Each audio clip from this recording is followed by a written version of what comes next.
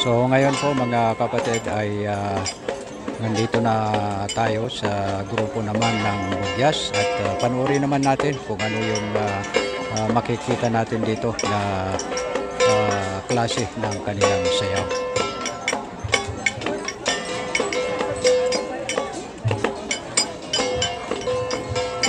Bugyas po ito mga kapatid.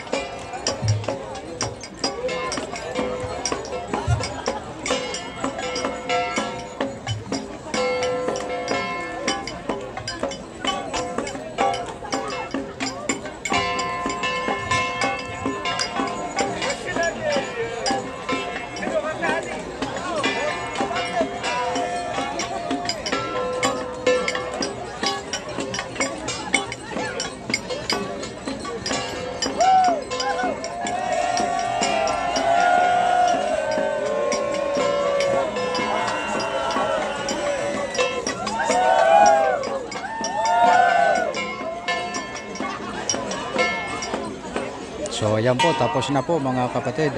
Maraming salamat po sa inyong pagsubaybay dito sa grupo naman ng Bugyas. At tayo naman po ay pupunta sa kabila para mapanood naman natin yung presentation nila doon sa labas sa kabila.